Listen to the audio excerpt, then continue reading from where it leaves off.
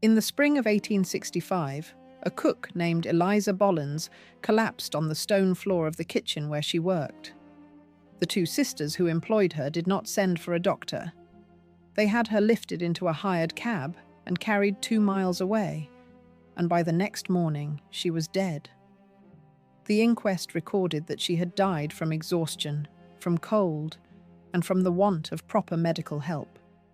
She had given a great house its dinners, and when her body failed, the house that fed on her work would not spend a shilling to save her.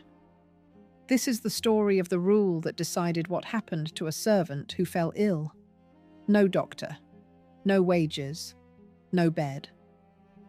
Follow this rule with me all the way to the bottom of the house and subscribe, because this is the side of the story the great houses spent a fortune keeping out of sight. The people in it left their names in wage books and inquest papers, and for once the account is told from theirs. Chapter 1. A cook carried out to a cab. The inquest into Eliza Bollends turned on no dispute of fact, only on what those plain facts were held to mean. She was a cook. She worked for two sisters in the village of Chilwell, in Nottinghamshire. On a morning in the spring of 1865, she was found collapsed on the kitchen floor, and the household that depended on her every day made a decision that a coroner would later examine. They did not send for a doctor. They arranged instead for her to be lifted into a cab and taken away, 2 miles, over cold roads, and a surgeon reached her only when it was already too late. She died the next morning. The verdict named 3 causes: exhaustion, exposure to cold on being moved, and the want of proper medical help. Hold those last words: want of proper medical help. A coroner's jury, sitting in a country district in the middle of the 19th century, looked at the body of a working woman and found that part of what had killed her was simply that no one with medical skill had been called in time. It is one of the very few moments when the record speaks plainly, because most of the time the record says nothing at all. Servants who sickened and were sent away did not usually leave an inquest behind them. They left a gap in a wage book, a name that stops, a place filled by somebody younger. Eliza Bollends is remembered only because she died in a way that forced a public reckoning, and even then the reckoning changed nothing, because nothing in the law had been broken. That is the hard centre of this whole story. When the sisters at Chilwell declined to send for a doctor, they had committed no crime. They were within their rights.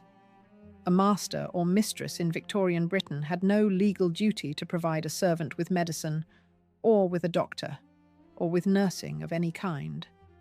The duty ran the other way. The servant owed the labour. The house owed the wage and the food and the bed, and only for as long as the servant could do the work.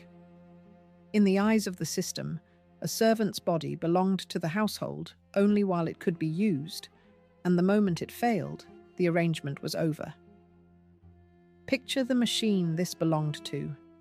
The great house was an engine for turning human labour into comfort and display, and it ran on a supply of bodies that was abundant, cheap, and endlessly renewable. A cook who could no longer stand at the range was, to the account book, a fault in the machine, one that could be put right within the week for a wage of a few pounds a year. There was no reason the system itself provided to keep her, to nurse her, to pay a surgeon on her behalf. Kindness might keep her. A soft-hearted mistress might keep her. But the structure would not, and where the structure was left to decide, the outcome was a hired cab and a locked door. This film is about that rule, and about the 3 denials packed into its title. No doctor, because the law required none. No wages, because there was no such thing as sick pay, and a servant who could not work could be given her notice and turned out. No bed, because the narrow attic room that came with the place was wanted the moment the place changed hands. It is a story told from the keeper's side, the side of the housekeeper's ledger and the master's account book and the surgeon's unpaid bill, because that is where the rule was written and where it was enforced. It is not a story of monsters. The sisters at Chilwell were, in all likelihood, ordinary women of their class doing what their class did, which is precisely what makes it terrible. It is also a story with two endings, and honesty demands that both be shown. Some houses, a rare and fortunate few, kept their old servants, pensioned them, nursed them through sickness, and hung their portraits on the wall. Most did not. And the whole distance between the two, between the pensioned retainer by the fire and the woman in the cab, was the distance between a master's private kindness and a servant's public right. One of those things existed. The other never did. And everything that follows grows out of that single absence. Look at the choice those two sisters made from their own side of it, because the keeper's side is where this whole story has to be told. A servant had fallen ill in their kitchen. To keep her was to feed and lodge, and perhaps to physic a woman who could no longer earn her keep for as long as the illness might last, with no end promised and no law to share the cost. To send her away was lawful and cheap and final.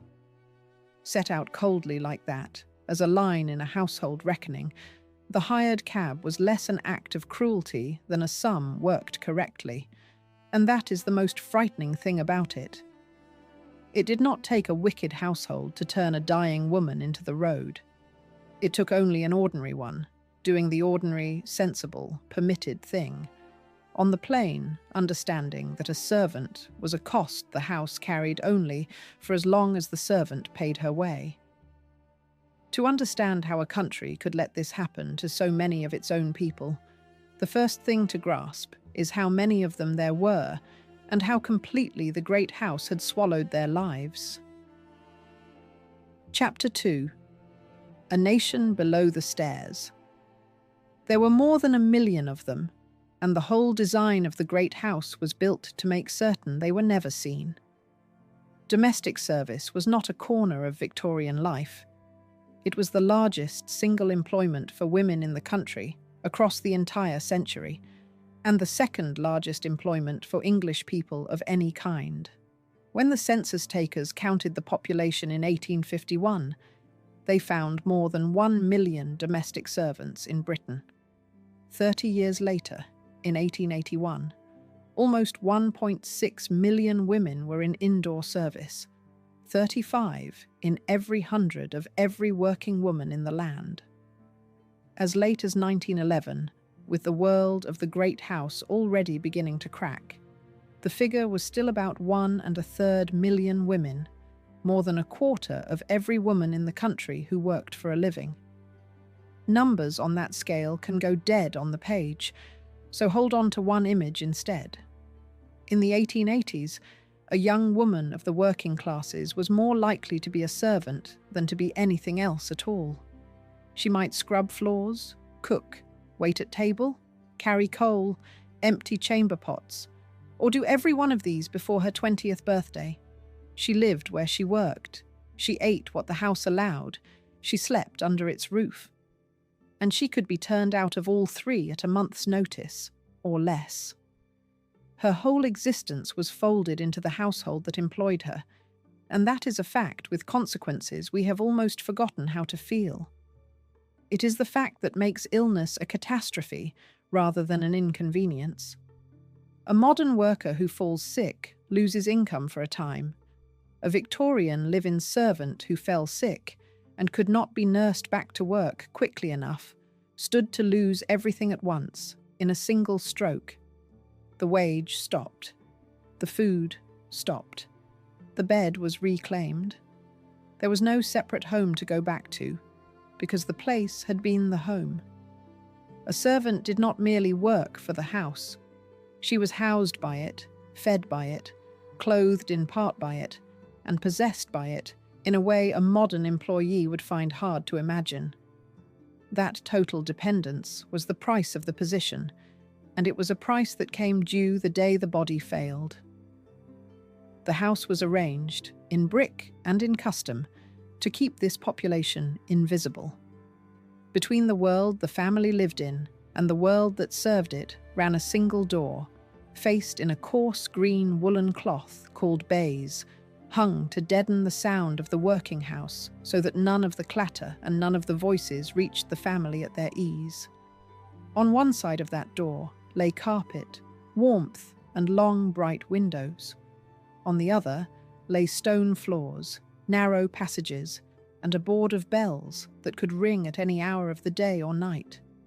Servants used their own stairs, their own corridors, their own entrances at the side and the back. In the grandest households, the rules of invisibility were strict, and a servant might be present in a room without ever being counted part of the scene. The whole architecture of the great house was a device for being waited on by people you never had to look at. And the people doing the waiting were young, and they were many, and they were ranked with the precision of a regiment. At the head of the indoor staff stood the house steward, or the butler, and the housekeeper, the officers of the establishment, who governed the rest. Below them came the cook, the lady's maid, the valet, the under-butler, the footmen in their livery. Below them the housemaids and the kitchen maids and the laundry maids, and at the very base of the pyramid, the scullery maid and the hall boy, children still and the youngest in the house, first to rise and last to sleep, set to the wettest and the coldest and the heaviest of all the work. Each rank had its wage, its place at the servants' table, its title, and its own smaller people to look down upon. The order was rigid, and it ran downward, and the ones at the bottom carried the household on their backs. This was the world into which sickness came, uninvited and unbudgeted for. And because the entire purpose of the arrangement was that the family should never have to see the cost of its own comfort, the sick servant posed a peculiar kind of problem. She was a piece of the invisible machinery that had suddenly become visible, a body that could no longer do the work, yet still had to be housed and fed, and perhaps treated at somebody's expense.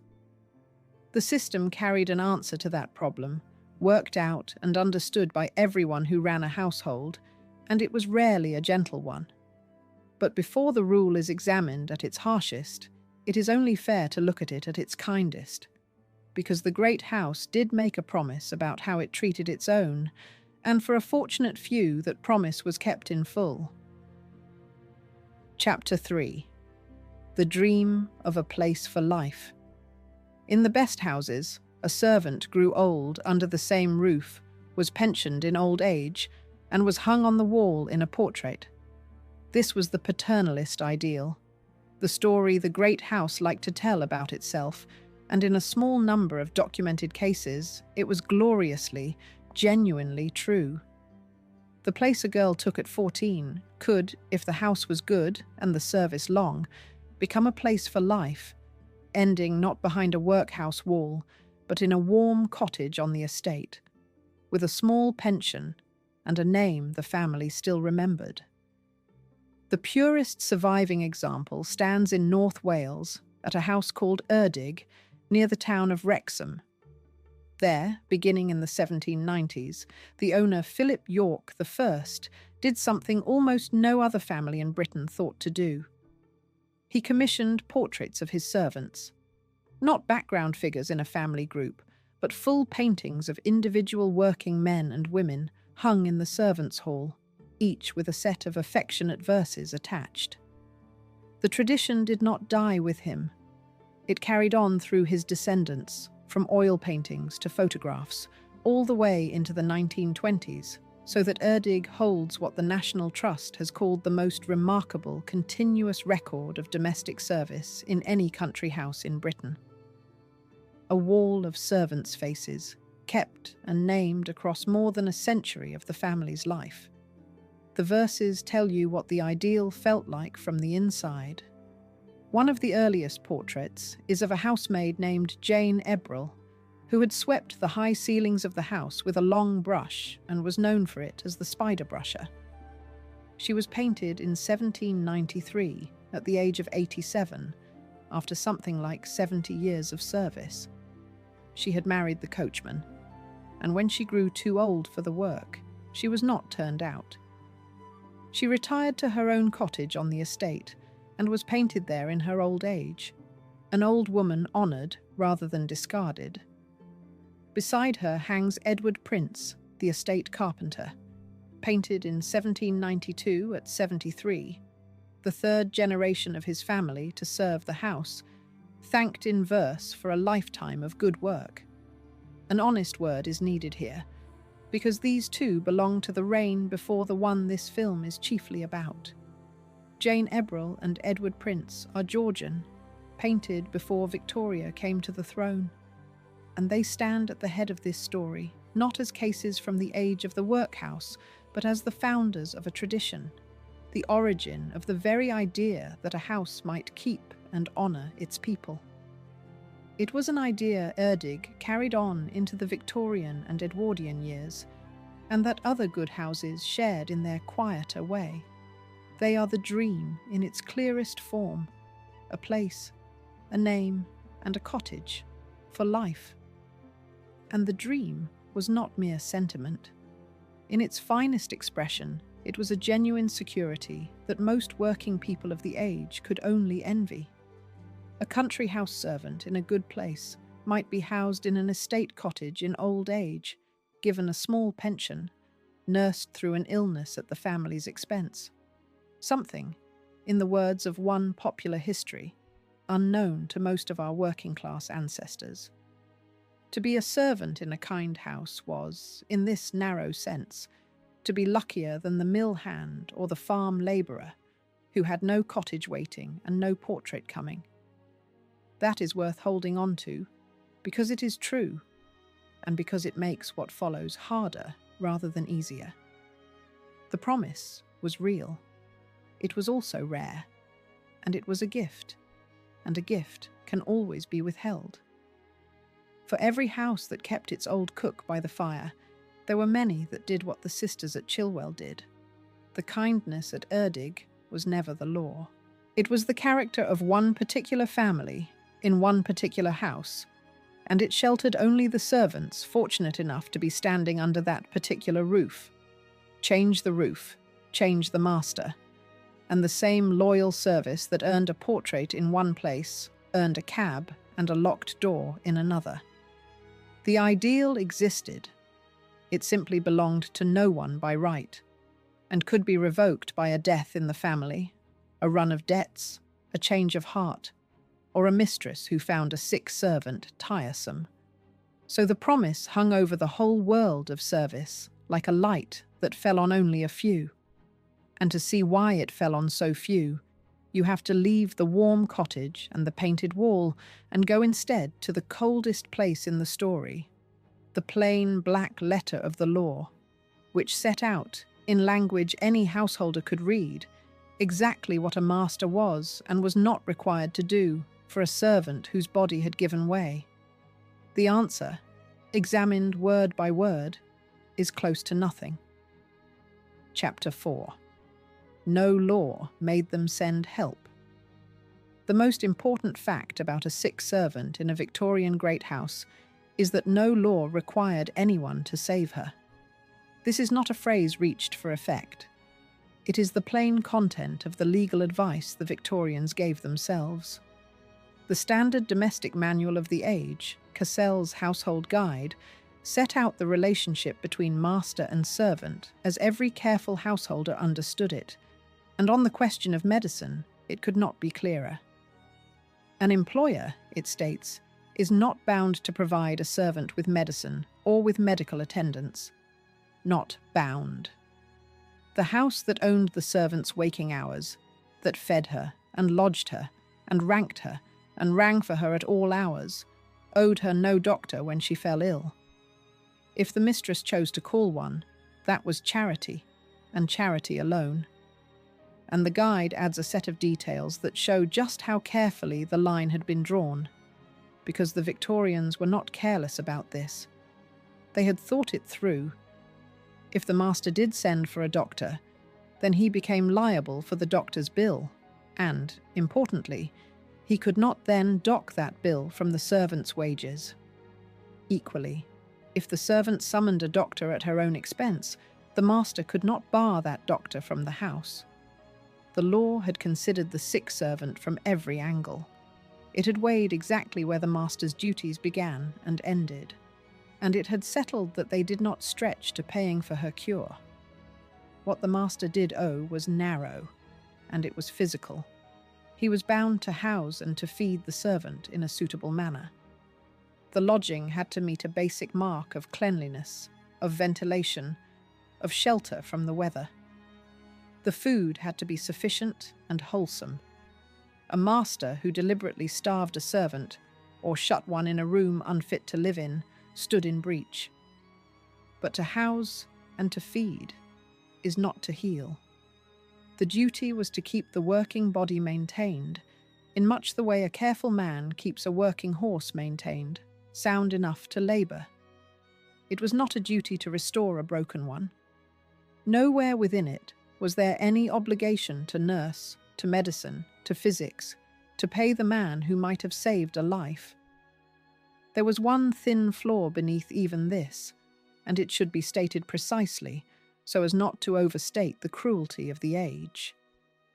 In 1875, Parliament passed an Act, the Conspiracy and Protection of Property Act, which made it an offence for a master who was legally bound to provide food, or clothing, or lodging, or medical aid, to wilfully and without lawful excuse refuse or neglect to provide it, where doing so seriously or permanently injured the servant's health.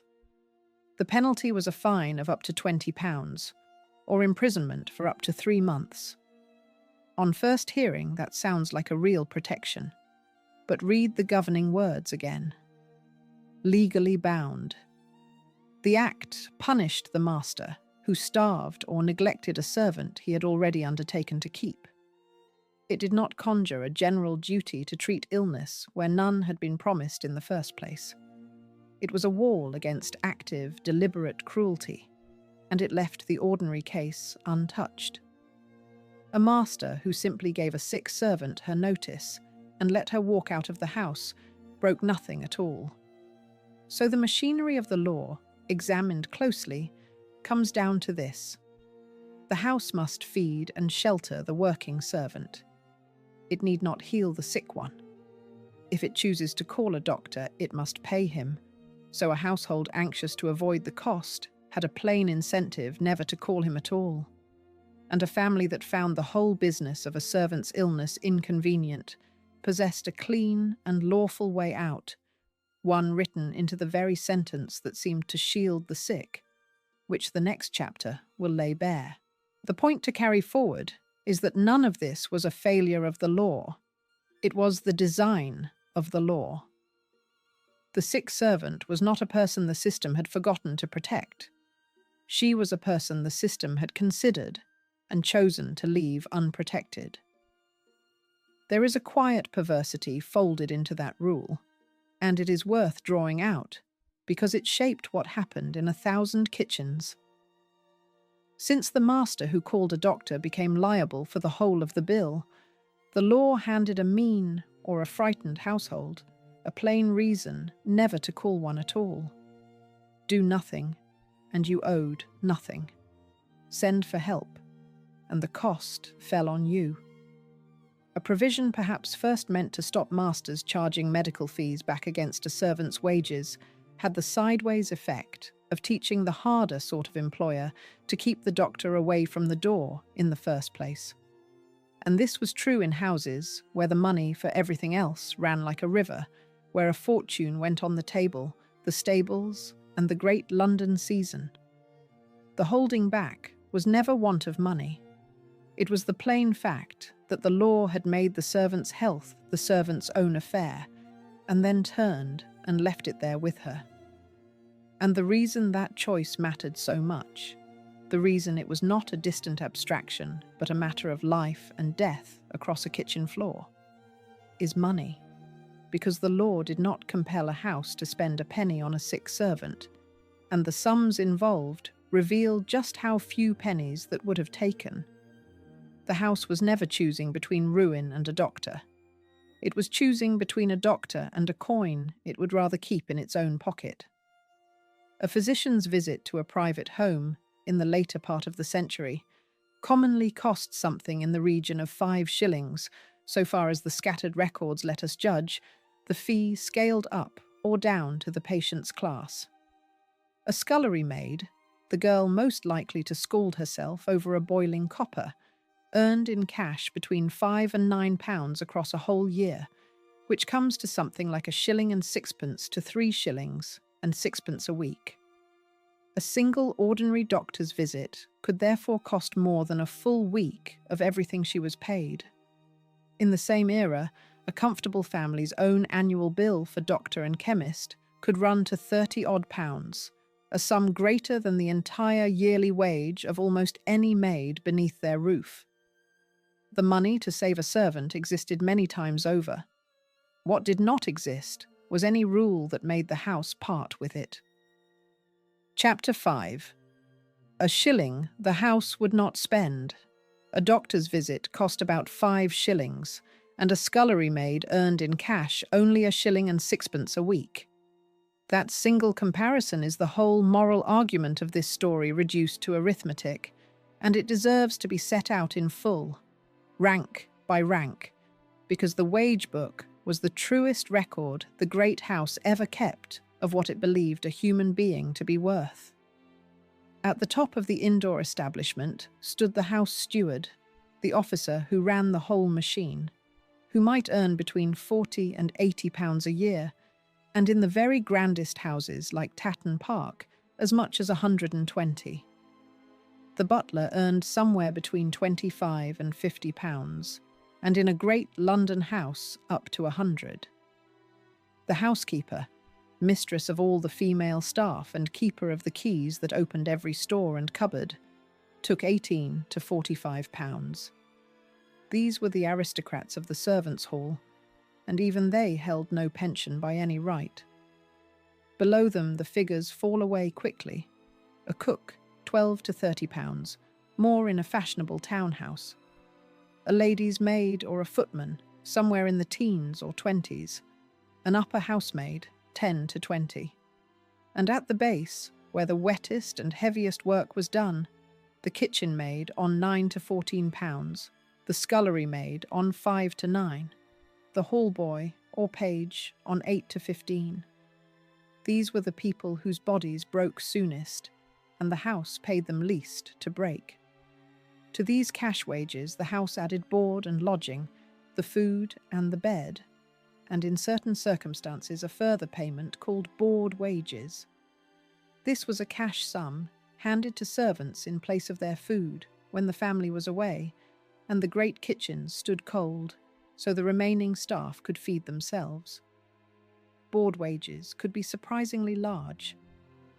At Chatsworth, the vast house of the Dukes of Devonshire, a housemaid on a nominal wage of about £15 could see her total rise toward £50 in a year.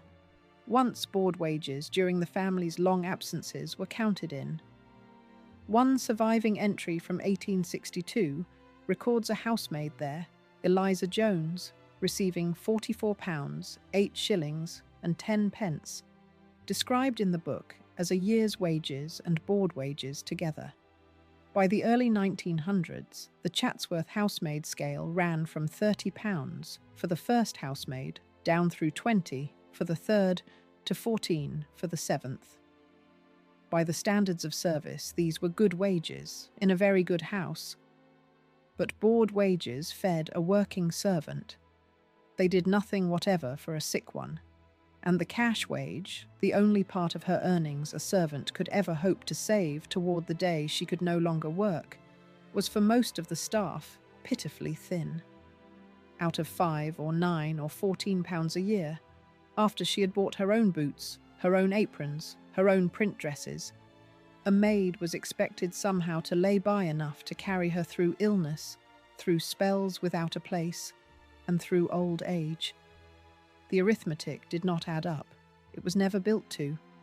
There was, in theory, a way for ordinary working people to insure themselves against exactly this danger. It was called the Friendly Society, or simply the Club, and it was one of the great self-help institutions of the Victorian age. A member paid in a few pence a week, roughly a shilling a month, and drew in return, when illness struck, a weekly sick allowance and the free attendance of the club's own contracted doctor, and at death, a payment large enough to keep the family from a pauper's grave, a sum that in the better clubs could reach £10. A real village society at Woodborough charged its members a shilling a month and paid a sickness benefit that climbed across the century from 7 shillings a week to 9 and then to 10, with a doctor covering every member within 3 miles of the village. For the price of a shilling a month, a working man bought himself a doctor and a wage in sickness, the very two things the great house declined to give its servants. And here the trap closes, quietly and completely. The Friendly Society was overwhelmingly a male world, built around the trades and the public house, its meetings and its rules, and its membership shaped for working men. The population at the heart of this story, the live-in maids, the cooks, the scullery girls, stood largely outside it. The one reliable defense the century had raised against illness was, for the woman in the attic, mostly beyond her reach. She could not easily join the club that might have saved her, and the house that employed her lay under no obligation to stand in the club's place. She fell into the gap between the two, and the gap was where the whole tragedy lived, year after year, kitchen after kitchen. And note who carried the thinnest margin of all. It was not the steward, or the butler, or the housekeeper, who at least earned enough to lay a little by against a bad year. It was the youngest and the lowest, the scullery maid and the kitchen maid and the hall boy, children still, on wages of £5 or £8 or £9 a year, set to the very heaviest and most dangerous work in the whole house. They were the likeliest of anyone to be scalded, or worn down, or broken outright by the labour, and they were the least able to pay a doctor or to save against the day they could no longer work. The house spent the least, in wages and in care alike, upon exactly the bodies it used the hardest. So the true scandal was never that saving a servant would have ruined a great house. It would have cost a small handful of shillings, a trifling sum beside what the house spent on its own table, a fraction of what it paid its own doctor across a year. The scandal is that the house was not required to spend those shillings, that the servant could not readily insure herself against the day she would need them, and that when those two facts met over the body of a sick woman on a kitchen floor, the result was a hired cab. And the cruelest turn of all is that the house did not merely fail to mend the servant. In the ordinary daily course of the work, it was the thing that had broken her. Chapter 6. Worn out before their time.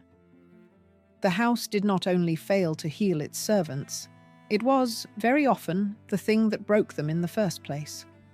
The labour of a great house was hard in a way that is difficult to feel across the distance of a century, because the machines that now do such work quietly and invisibly did not exist.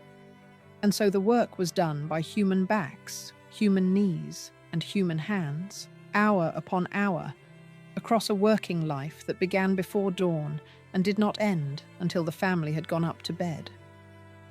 Take the length of the day first, because it shaped everything else. In one careful reconstruction of service in a grand townhouse, the housemaid rose at 5 o'clock in the morning to open the shutters and lay the fires, and the servants worked days that could stretch to 16 hours, something like 112 hours across a single week.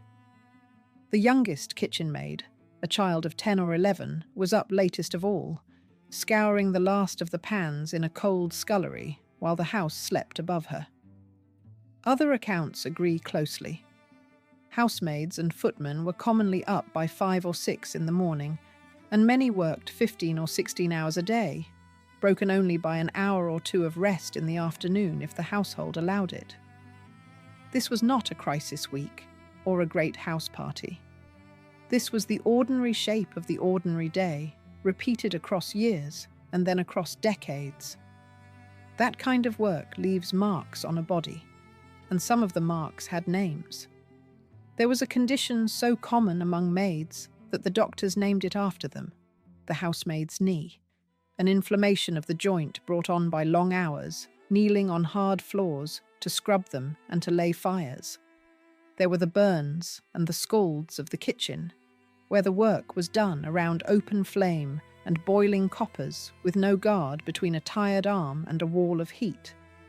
In one English county alone, between 1840 and 1900, more than 300 people died from burns or scalds in the home, and coroners pleaded again and again for the fireguards that working households did without. There were the hands. At Cliveden, one of the grandest houses in England, the scullery maids were reduced to tears by the endless scouring of pots and plates with abrasive soda that cracked and reddened and split the skin. And there was the sheer distance a servant covered inside the walls. At Goodwood, the family once had the butler wear a device to count his steps, and recorded him walking 19.5 miles in a single day without once leaving the house. The rooms where servants slept added a slower harm of their own. The staff were housed at the very margins of the building, in garrets under the roof and cellars beneath it, and the lower ranks had no fire in their bedrooms at all. The attic rooms were cold and damp through the winter, and stifling in summer, lit by small, mean windows. The scullery, where the youngest girls spent their days over cold water, was often low, damp, and windowless. So the same house that supplied its guests with warmth and light and clean, fresh air put the people who produced that comfort in its coldest, dampest, darkest corners, and expected them to rise from those corners at 5 and begin the day again. The comfort of the one depended, precisely and directly, on the discomfort of the other. A careful word is needed here, because it would be easy to reach for the great killer of the age and lay it straight at the attic door. Consumption, the disease now called tuberculosis, was the leading cause of death among the Victorian working classes, and cold, crowded, badly aired quarters are exactly the conditions in which it took hold and spread. It is more than reasonable to think that the servants' garrets and basements took their steady toll in ruined lungs. But the honest historian has to stop short of a hard figure, because the studies of the disease do not single out domestic servants as a group, and so the link, real as it very probably was, stays an inference rather than a counted fact. What can be said plainly is that the work was heavy, the hours were long, the quarters were poor, and the body wore out. And when it wore out, it often wore out early, and it wore out in obscurity, because the overwhelming majority of these lives left no record at all. One did. A woman named Hannah Culwick, born in 1833, worked as a maid of all work, a kitchen maid, and an under-housemaid across a long series of places, and she kept a diary, unusually for a servant, at the request of the man she would one day secretly marry. Her pages record the reality the wage books only imply. 16-hour days. Hundreds of boots cleaned by hand, until her fingers were black to the bone. Work so heavy and so filthy that she injured her wrist and took to wearing a leather strap on it ever after, a small permanent mark of the labour. She did not break early and dramatically. She simply kept going, year after year after year, and worked almost to the very end of a long life, dying in 1909 at the age of 76, the cause set down as failure of the heart and the decay of old age. She is the ordinary ending made visible for once. A body used until it stopped. Most such bodies stopped in silence, filled a grave, and were replaced by the next girl up from the country. But a good number did not merely wear out at their posts. They failed while they were still expected to work, and when that happened, the house reached for the law, and the law, examined at last in full, held a loophole in the very sentence that pretended to protect them. Chapter 7. A month's notice and nothing more. The law that seemed to protect a sick servant contained in the very same sentence the loophole that undid it. Return to Cassell's Household Guide, to the passage on dismissing a servant, and at first it reads almost humanely. In the event of the disablement of the servant by sickness or by accident, the guide says, "The master cannot discharge him or her without a month's warning, or a month's wages in place of the warning." A servant who fell ill could not simply be flung into the road that same afternoon. She was owed a month, or the money for a month, and for a household living close to the bone, even that was something to hold on to. But read on in the same breath, because the guide itself hands over the escape. A master annoyed by the doctor's visits, it observes, can give his servant warning, and so be rid of the invalid and the doctor together. There it is, set down without a flicker of embarrassment, as ordinary practical household advice. The protection was never a right to stay. It was only ever a right to a month's notice. And a month's notice was a thing any master could give, for any reason on earth or for none, to a servant whose illness had grown tiresome or expensive or merely prolonged past the household's patience. The sick maid could not be dismissed on the spot. She could be dismissed by the calendar. She would have her month, and at the end of it, the wage would stop, the food would stop, and the attic bed she had slept in would be wanted for the fresh girl already hired to replace her. That is the second and the third denial of this story delivered in a single stroke. No wages, because the wage was tied to the work and ended when the work ended, with only that 1 month of grace laid between the servant and destitution. No bed, because the bed had never been hers to begin with. It had come with the place, and the place was already being refilled.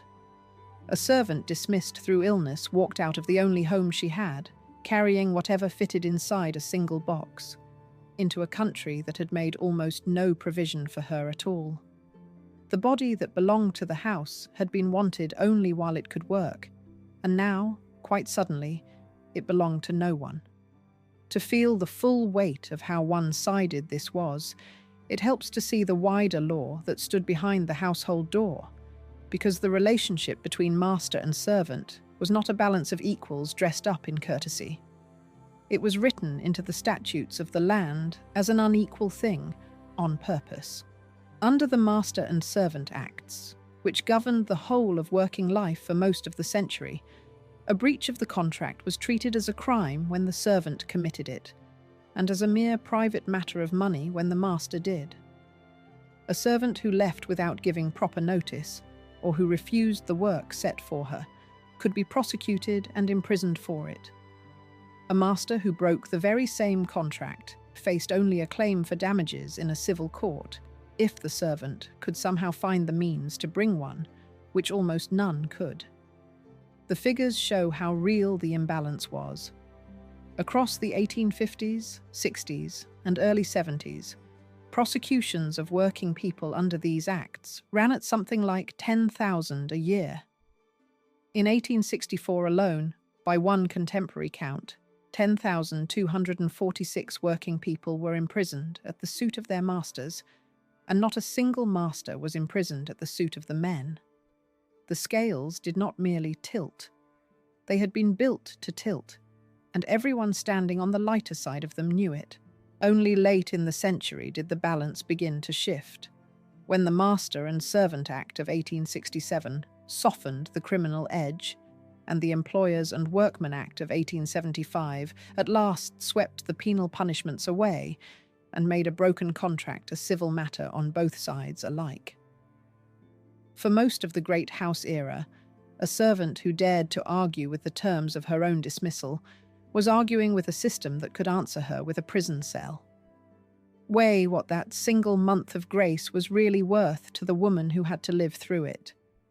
She was ill enough that her body had failed at its work, and she was to spend her last weeks under that roof, knowing the notice had already been given, nursing herself as best she could, watching a healthy new girl arrive to be shown her duties and handed her bed. At the end of the month, she would be given whatever wages were owed, and she would carry her box down the back stairs and out through the side door, and the great warm house would close behind her as if she had never lit a single one of its fires. She had nowhere in particular to go. The place had been her whole home for years, and now it was simply gone, and the country beyond the gates had built almost nothing at all to catch her when she fell. So the sick servant, out of options and out of time, took her month or her month's wages and left.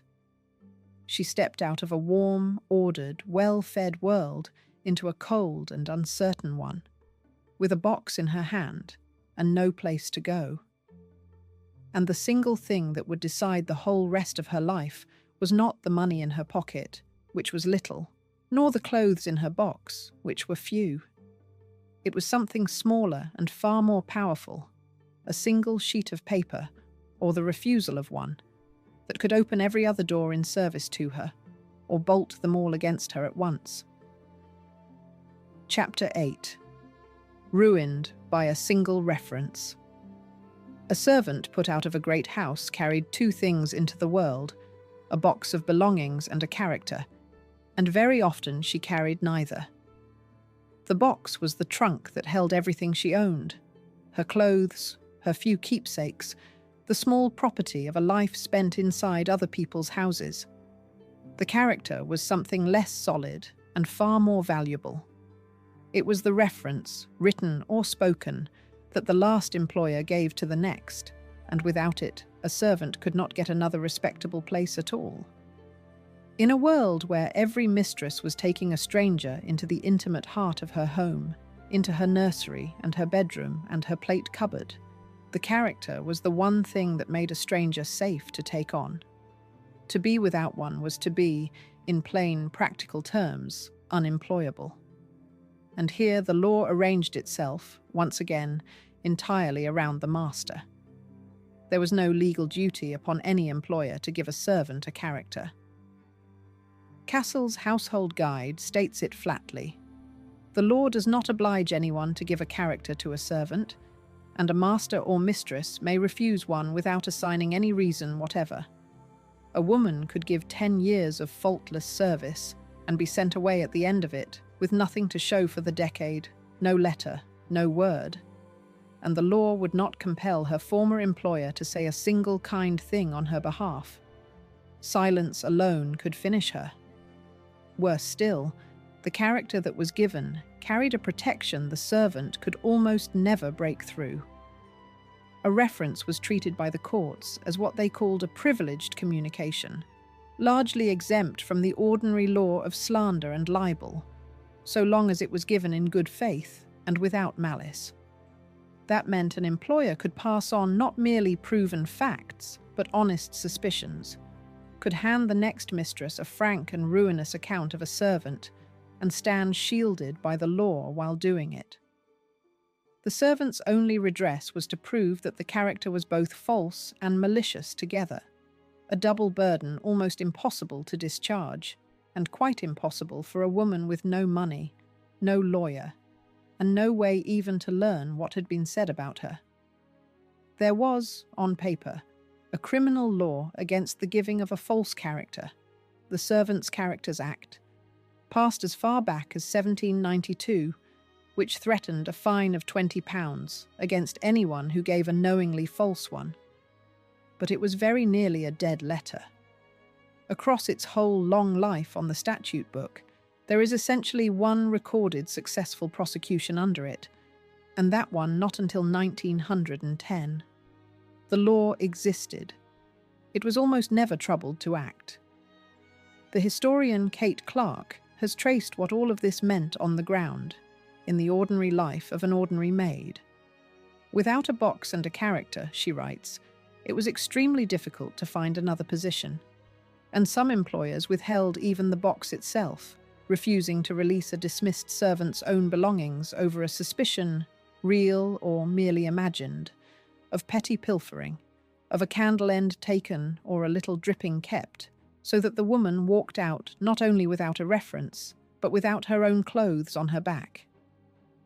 A servant turned off in bad odour could find every door in service closed to her at once, on the strength of a few sentences she was never permitted to hear, never allowed to answer, and never able to disprove. See how a character was actually got, because the mechanics of it show exactly where the power lay. A mistress looking to take on a maid wrote to or called upon the girl's last employer and asked in confidence what she was really like. Was she honest? Was she clean and quick and sober? Did she keep late hours or entertain followers? Why, in truth, had she left her last place? The answers passed privately between two women of the employing class, over a note or a quiet cup of tea, and the servant herself was never in the room, never heard a word of it, and could not correct a single syllable. A lukewarm character, delivered in a certain tone, could sink a woman as surely as an openly bad one, and she would never learn why the places kept slipping through her hands. The old Servants' Characters Act had tried to police the worst abuses of this private traffic, making a crime of the giving of a knowingly false character. But the law reached only such outright frauds. It did nothing whatever about the honest, quiet, ruinous word passed from one drawing room to the next, which needed no forgery to end a working life.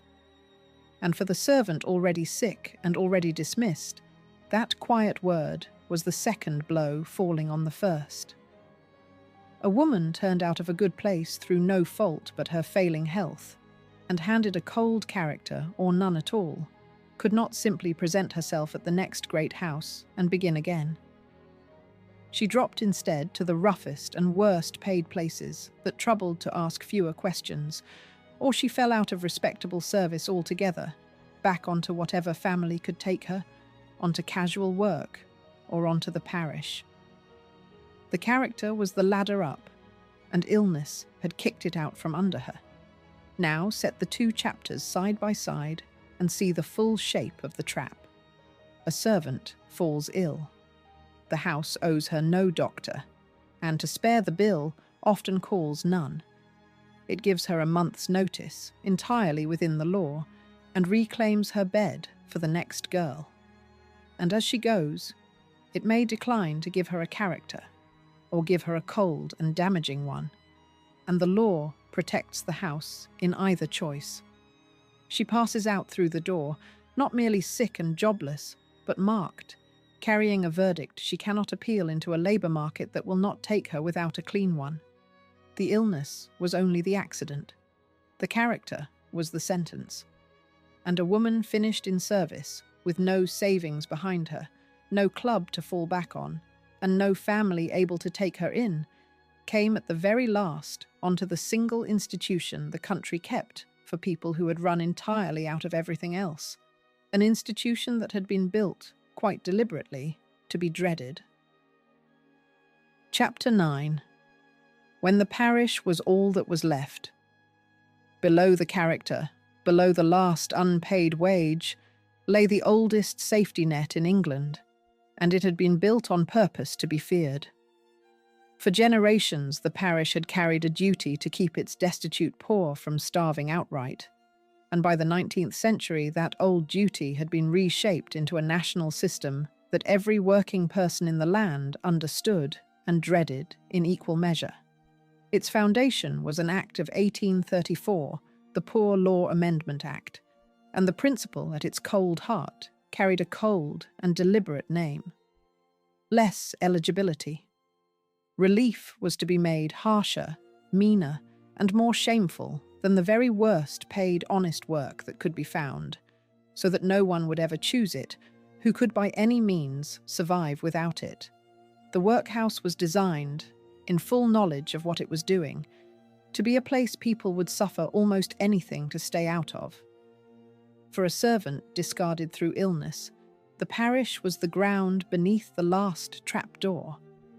When the wage had stopped and the character had failed, and there was no family cottage to return to, the parish stood legally bound to keep her from starving outright in the road. But it kept her upon its own harsh terms, and those terms were meant to punish quite as much as to preserve. To ask the parish for help was to confess that you had failed at the one thing the age most prized, which was to keep yourself. A common picture needs correcting here, because the workhouse looms so large in the imagination that it can crowd out the plainer truth. Most relief was never given inside the workhouse at all. The commoner form, by a wide margin, was what was called outdoor relief.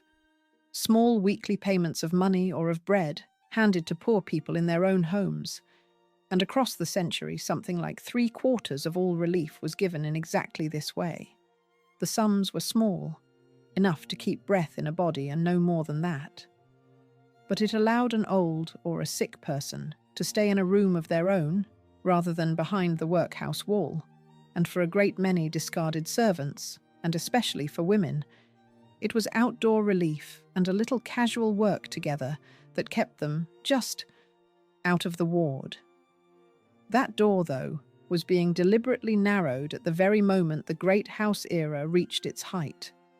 From around 1870, the authorities launched what came to be known as the Crusade Against Outdoor Relief, a sustained and organised campaign to cut back the weekly doles and to drive more of the aged and the infirm inside the workhouse itself, where the discipline was harsher and the deterrent was total.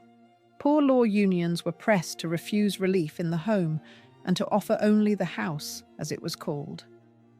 Families were leaned upon to support their elderly relatives, so the parish would not have to. The message of it was plain, and it was meant to be heard.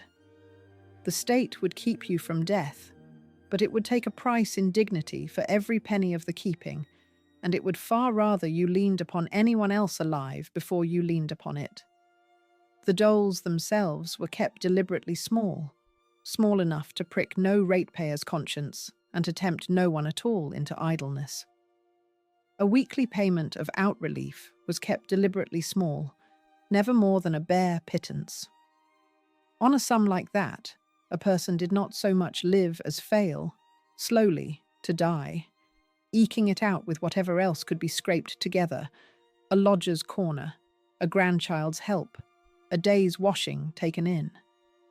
It was calculated to be precisely that thin, a thread just strong enough to keep the poor forever labouring along the edge of it, and never a hammock that anyone could lie back and rest in, and every penny of it had to be asked for, in person, from the relieving officer of the union, a man whose whole task was to give away as little as the rules would let him. He could question, and doubt, and refuse, and send an applicant to the house instead of granting any relief at home.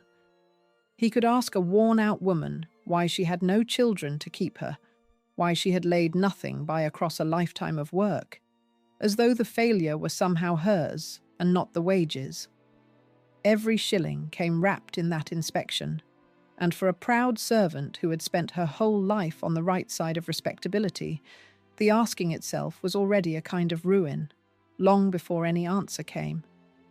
So the servant who had given her whole strength to a great house and been sent away the moment that strength failed, came at the end of the road to a counter at the parish office to ask for the small, hard mercy of a few shillings a week, and, if that was refused her, for a bed behind a wall she had been taught since childhood to dread.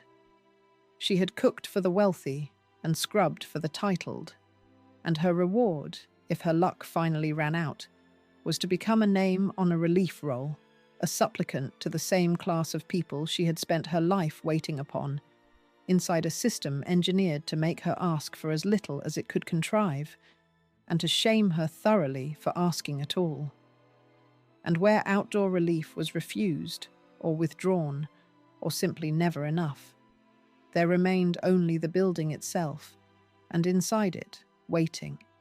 A paradox that says almost everything there is to say about how this country treated its poorest sick. Chapter 10. The ward they feared and needed. For a penniless, sick, discarded servant, the most dreaded building in the whole parish was also the only one with a doctor and a bed. This is the bitter paradox at the very bottom of the system, and it rewards being held still and looked at squarely, because it explains how the workhouse could be at once the thing the poor dreaded above all others, and, for some of them, the last place on earth that saved their lives. The workhouse had an infirmary, a sick ward, and a doctor who attended its paupers, which meant that inside the most feared building in the neighbourhood there sat, at least in principle, the very thing the great house had refused to provide: a doctor, free, for a body that had no other means on earth of reaching one. The servant who could not afford a 5-shilling visit while she was in health could, in the last extremity of destitution, be seen by a doctor at last, but only once she had first surrendered everything else and passed in through the workhouse gate. Care, in Victorian England, was a thing the very poorest reached only by first accepting the deepest shame the society had to offer them. The price of the bed was the surrender of the self. The scale of the sickness gathered up in these places was enormous, and it was growing. By the late 1860s, something like 50,000 sick paupers were being kept in workhouses across the country. The conditions in the early years were often wretched beyond describing. The nursing done by other inmates, untrained, unpaid, and frequently unfit. The wards crowded and grim and short of everything. But reform did come, slowly, forced along by scandal and by a handful of determined campaigners. An act of 1867, the Metropolitan Poor Act, began the long work of separating the sick from the general run of paupers and housing them in dedicated infirmaries with proper trained staff. By the turn of the century, the workhouse infirmaries employed something over 3,000 paid nurses, and in the great cities, these poor law infirmaries had quietly become, in all but name, the first public hospitals for the poor, the distant ancestors of a national health service still decades off in the future. For the discarded servant, then, the arithmetic of the end of life was cruel, and it was precise. If she had managed to save a little, or had kept her health, or found some casual work, or had kin willing to take her in, she might live out her last days in a room of her own, on a few shillings a week of outdoor relief, poor but free. If she had none of these things, the workhouse infirmary was where she went to be ill, and often enough where she went to die, in a ward paid for by the very same ratepayers whose houses she might once have kept clean and warm. She reached a doctor at the last, yes, but she reached him only by giving up her liberty, her name upon the ledger reduced to a number and a category, her independence gone for good, and the whole long meaning of her working life ending inside the one building she had spent that life dreading above every other. The wards themselves, above all in the early and middle years, were places of a particular and grinding misery. The nursing, before the reforms came, was often done by other paupers, old women set to tend still older ones, untrained, unpaid, and now and then barely able to stand upright themselves. The sick lay crowded close together, the dying beside the merely aged, with too few hands and too little of everything to go round. A servant who had kept the spotless, ordered, well-stocked world of a great house, where the linen was fine and the fires never once went out, could end her days in a ward at the very opposite pole of English life, and she knew the whole distance of that fall in her bones. And she entered it, stripped of the small things that had made her herself. At the gate, the pauper gave up her own clothes for the coarse workhouse uniform, was written into the book as a number and a class.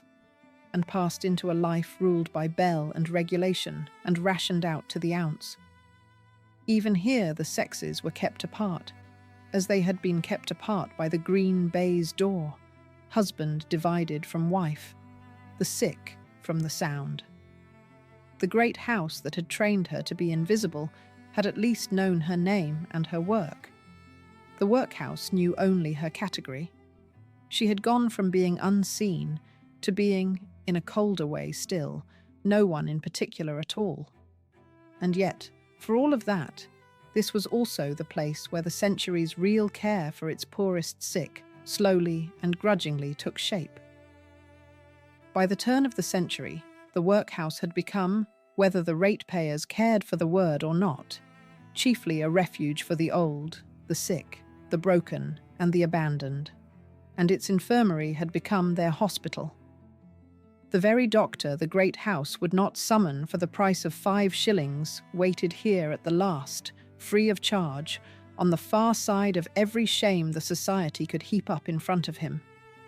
And yet, for all the real terror the workhouse held, the raw statistics of it hold a genuine surprise, one that shows how much of its power lay not in the number of people it actually held within its walls, but in the fear it cast across everyone who feared it might one day hold them. The workhouse ruled the living far more than it ever housed the old, and the numbers, once they are set out and examined, reveal a threat that was always larger in the mind than it ever was in cold fact. Chapter 11. A threat larger than its numbers. The workhouse disciplined the living far more than it ever held the old, and the arithmetic is what explains why. Look first at who came to fill the wards as the century wore on toward its close.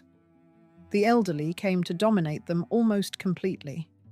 People aged 60 and above made up about 26 in every 100 workhouse inmates in 1851, and by the year 1901 that share had climbed to 51 in every 100, even though the old were only about 7 in every 100 of the population outside the walls. The workhouse, which its makers had imagined chiefly as a deterrent to idle working-aged men, had quietly become something else entirely, a store for the worn-out and the aged, a place where the end of a hard, labouring life was so often spent out. But now, set a second figure beside the first, because it changes the whole picture, and it must not be left out. Although the old came to dominate the workhouse never came to dominate the old. The share of all elderly people who were actually inside a workhouse at any one moment rose only from about 3 in every 100 in 1851 to about 5 in every 100 by 1901. Turn that around and look at it the other way. 95 in every 100 old people, even at the very end of the century, were not behind the workhouse wall at all. They were getting by, somehow, on outdoor relief, on a few saved shillings, on family, on scraps of work, in rooms of their own. The workhouse was the actual fate of only a small minority, and yet it governed the behaviour of the vast majority, because the fear of it, the shame of it, the dread of ending there, shaped how millions of poor people lived and saved, and clung with both hands to their independence. It was a threat far larger than its own numbers, and it had been made that way on purpose. The fear fell unevenly, too, in a manner that overturns the easiest assumption. It would be natural to picture the discarded maid as the very archetype of the workhouse pauper, the woman worn to nothing in service and ending in the ward. But the records tell a stranger and more complicated story, because among the aged poor it was men, more often than women, who ended up inside. Old women, it turned out, proved better at surviving on the outside. They could take in washing, or do a little charring, cleaning by the day in other people's houses, or nursing, or fine needlework, small precarious scraps of paid work that an old man could not so readily find or bring himself to do. And a family that would not take in an aged father would more often make room for an aged mother, to mind the children and keep the house while the young ones worked. So the discarded female servant, for all her real precarity, more often scraped a bare survival together on outdoor relief and casual labour than she ended behind the wall, though she lived always, one bad illness away from the edge of it. That is perhaps the truest and the least comfortable picture of what became of the servant who fell ill and was let go. Not, as a rule, a single dramatic plunge into the workhouse, but a long, thin, precarious old age lived out on the very margins. A rented corner of somebody else's room, a few shillings a week from the parish, grudged and inspected. A little washing taken in, worked at with hands already ruined by decades of soda and cold water and scrubbing. And over all of it, the constant low fear of the ward that waited, patient, if the health should finally fail, or the casual work should finally dry up. She had spent her strength keeping a great house warm and fed and clean and beautiful, and she spent her last years keeping herself barely afloat on almost nothing within sight of the trapdoor the whole time. What the bare numbers cannot show is the weight that fear laid on a life while it was still being lived. A servant in her 40s, feeling her own strength begin to go, knew exactly what lay at the bottom of the slope, because she had grown up hearing of it, because an aunt or a neighbour had ended there, because the building itself stood at the edge of every town as a plain warning built in brick. So she worked on while she could barely stand. She hid her illnesses from her mistress as long as ever she could hide them, because to be thought sickly was to be the first one let go. She held back every spare penny she could keep from a wage that left almost nothing to hold back.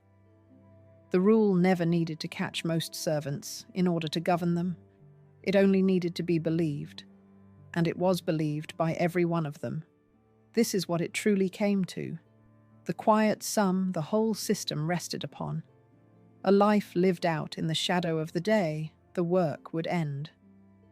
The girl scrubbing a doorstep at 14 and the bent woman charring for pennies at 70 were the same person at the two far ends of one long anxiety, and all the middle of it was passed under the same cold reckoning. Be useful, or be gone. Stay strong, or fall through. The great house held out warmth and order, and even at its best, a kind of belonging. But it held them all out on a single unspoken condition, and the condition, from the first morning to the last, was a body that could still do the work. This was the ordinary end, the end the rule produced when it was left to run, and against it, to close the account honestly, stand the exceptions.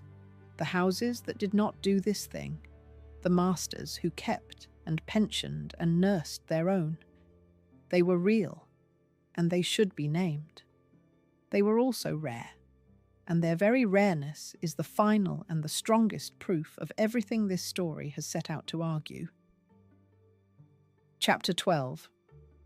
The few who kept their own. A handful of houses truly did keep and nurse and pension their servants, and their very rareness is the proof of the rule, not the exception to it.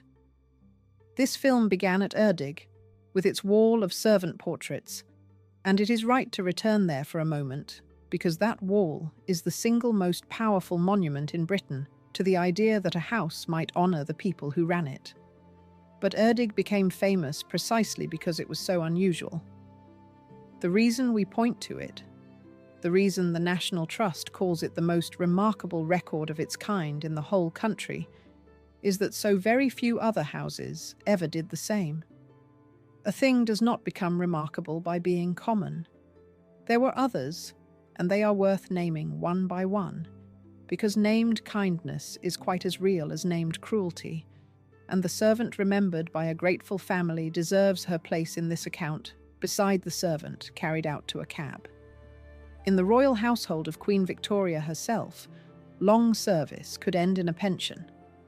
The housekeeper Eliza Jane Thornton retired on a pension in 1893 after something close to 38 years of service, and had been given by the Queen a silver sugar basin worth £15, a small fortune to hold in the hand.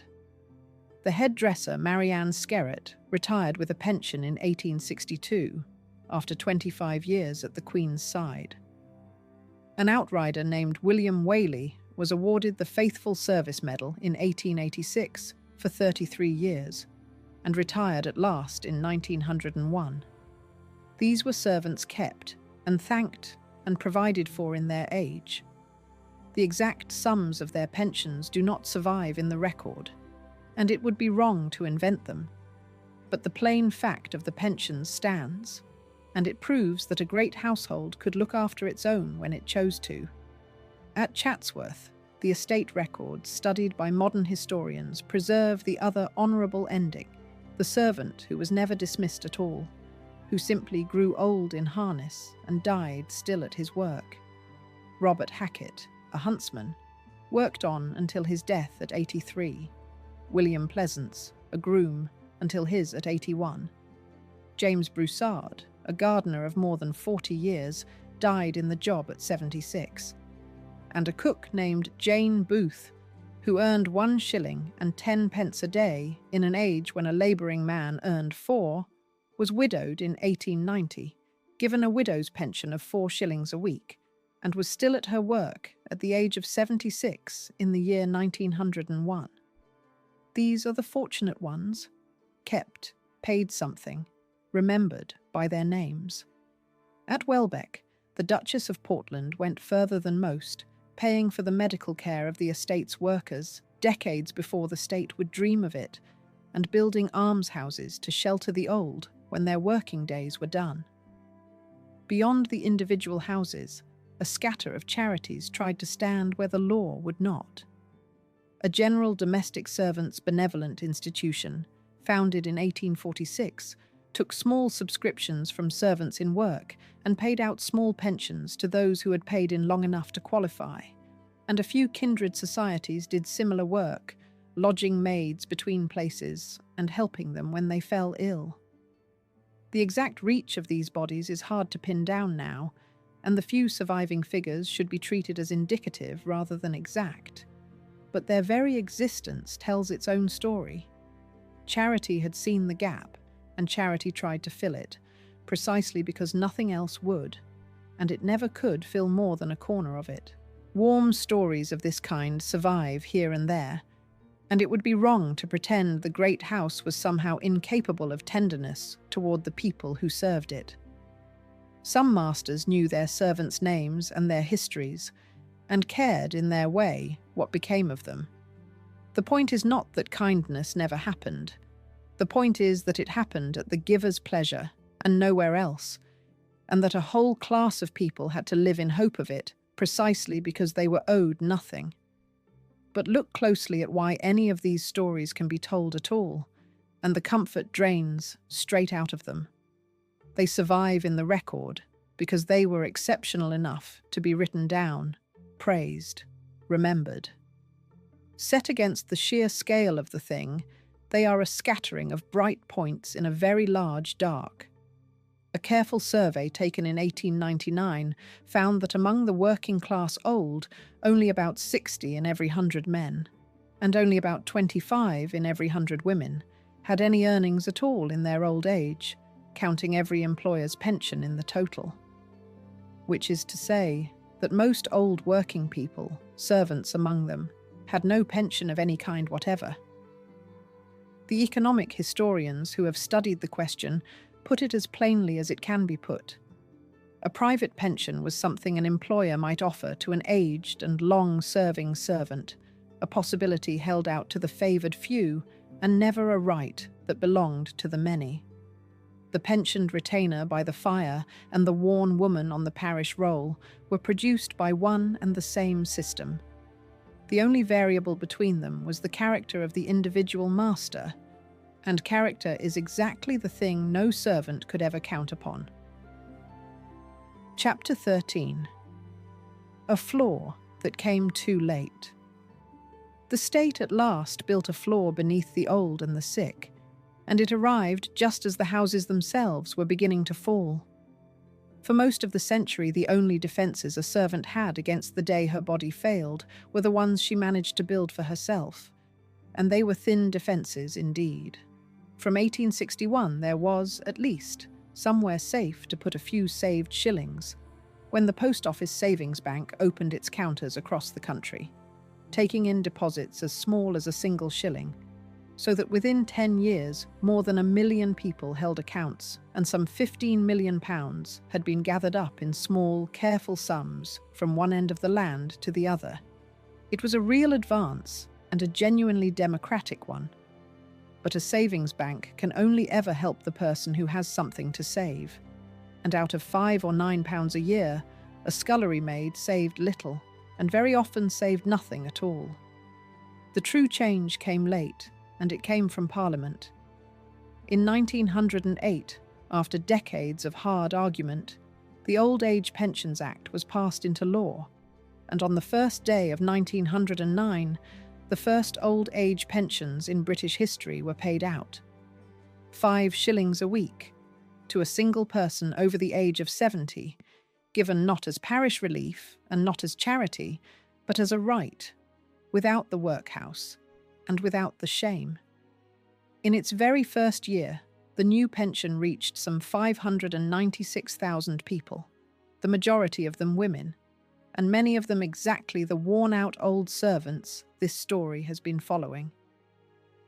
For the first time in the history of the country, an old woman who had spent her whole life in other people's kitchens could draw a small income that was hers by law, that no master's whim could grant her or take away. But measure the new floor against the depth of the fall, and see how far short of the bottom it stopped. 5 shillings a week was survival, and barely that, not comfort, and it was not enough on its own to keep a frail old person clear of the workhouse, and it began only at 70. A pension that started at 70 was no help at all to the servant whose body had given way at 50, and bodies worn in service gave way early. The state had laid a floor beneath the very old. The servant who broke down young still fell straight through it, into the same parish and the same ward as before. The relief was real, and it was late, and it was set too high in years, and for most of the people in this film, it came a whole lifetime too soon to have saved them. And even the new pension came hedged about with conditions that told you plainly what the age still thought of its poor. It was means-tested, so that only those below a low yearly income drew the full 5 shillings, and it carried a character test all its own. The pension could be refused to those who had lately taken poor relief, to those judged guilty of a habitual failure to work, to the convicted drunkard. The state would help the deserving old, but it kept for itself the right to decide who among them counted as deserving, and it wrote that judgment straight into the law. Even the first great act of public provision could not quite bring itself to treat a pension as a plain right, owed to a citizen simply for having grown old in a hard country. For most of the servants in this story, these were doors that opened a little too late, or opened onto rooms they were never able to enter.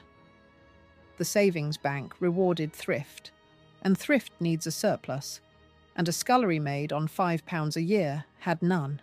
The Friendly Society offered a doctor and a wage in sickness for 1 shilling a month, but its doors had been built for working men, and the maid in the attic mostly stood outside them looking in. Self-help was real, and it was the proudest answer the century had to poverty. But it asked of the poorest servant exactly the spare margin she had never once been paid. And even as that floor was being laid down, the entire world that had made the rule was crumbling away above it. The great houses were entering their long decline. The farming depression that began in the 1870s had thinned the rents that paid for everything below stairs. The death duties brought in during 1894 began to bleed the great estates afresh every time a title and a house passed from one generation to the next. Then came the war, which took the young heirs and the young footmen together into the same trenches, and did not send many of either back. And after it, a servant shortage that broke forever the old assumption of endless cheap labour on which the whole below-stairs world had been raised. The houses that had turned out their sick servants for the better part of a century began, in their turn, to be turned out themselves, sold up, emptied, and pulled down, at a rate that reached, at its very worst in the 1950s, something close to one country house demolished every few days. The rule about sick servants did not end because the country had grown ashamed of it. It ended because the houses that had enforced it fell, and because a new kind of state, at long last, guaranteed to everyone the three plain things the servant had always been denied. Chapter 14. The kindness no law required. Everything the servant was denied, a doctor, a wage in sickness, a bed in old age, is exactly what the state would one day guarantee to every citizen as a right. That is the strange arc this story comes to rest on. The three denials of the title, no doctor, no wages, no bed, are, read the other way about, a list of the founding promises of the world that grew up to replace the great house, the free doctor, the sick pay, the old age pension and the council home. Everything the maid in the attic was refused became, within a single lifetime of her death, the ordinary birthright of every man and woman in the country. She did not live to see it. She helped to make the case for it, unknowing and unwilling, one worn-out body at a time. The evidence of both worlds still stands today and can be walked through. At Erddig, the servant portraits still hang where they always hung, and visitors move through the cold attic bedrooms and the low windowless scullery and the servants' hall where the painted faces look down at them from the wall. At Chatsworth, the wage books survive, and the account category for pensions and annuities within them, though the individual staff records remain sealed for 100 years, which is its own quiet reminder of how very recently this world was still alive and breathing. The Welbeck almshouses stand, and the workhouses stand too, a great many of them turned to other uses now, a good number of their old infirmaries absorbed long ago into the hospitals of the health service that finally made the doctor free at the point of need. On a modern map, the two possible endings of a servant's life, the honoured cottage and the pauper ward, can both of them still be pointed to, often within a few miles of one another. Between those two endings lies the whole truth of this story, and it comes down in the end to a single distinction the Victorians never made, and one we now take entirely for granted. Kindness is not the same thing as a right. The great house could be, and here and there truly was, extraordinarily kind. It could pension a housekeeper, nurse a sick maid back to health, hang a spider brush's portrait on the wall, and keep her in a cottage into her old age. But every scrap of that was given at the pleasure of the powerful, and whatever is given at pleasure can be withheld at pleasure. The servant who fell ill beneath a kind roof was saved. The servant who fell ill beneath a cold one was carried to a cab. The same illness, the same loyalty, the same law over both of them. The only thing that differed was the character of the person who happened to be standing above her. And no one can build a safe life on the mere hope that the person standing above them will happen to be kind. There is one last truth here, quieter and harder than the rest. The same architecture that hid the servant in life hid her just as well in ruin. The back stairs, the attic, the green baize door, the whole beautiful machinery of never being seen, meant that a house could dismiss a dying woman and never once have to watch where she went afterward. The bell rang, the work was done, and the servant vanished, first up the back stairs, and then, at the very end, out through the side door for good, into a silence the family never had to hear. The comfort of the great house was built upon the labour of people it was designed never to look at, and its cruelty was made possible for the very same reason, by the very same walls. Which brings this story back around to where it began, to a cook named Eliza Bollends, lifted from a kitchen floor and carried 2 miles in a hired cab to die, because the house that fed upon her work would not spend a shilling to save her. She belonged to that house only while she could work, and the moment she could not, she belonged to no one at all. She is remembered now only by accident, by an inquest that changed nothing, and she stands, in this telling, for all the countless others who are not remembered, the ones whose names simply stop in the wage books without a word of explanation. The girls who scoured the pans and lit the fires and warmed the beds of the wealthy, and who learned, when their own bodies failed them at the last, exactly what the great house had always meant by that gentle word, service. If a story the history books left down in the servants' hall stays with you, subscribe, because this channel is where that story keeps getting told. And tell me in the comments below, if you had run one of these great houses, would you have kept a servant who could no longer work? Or would you have let the rule decide it for you? I read every answer, and yours is the whole reason this channel exists.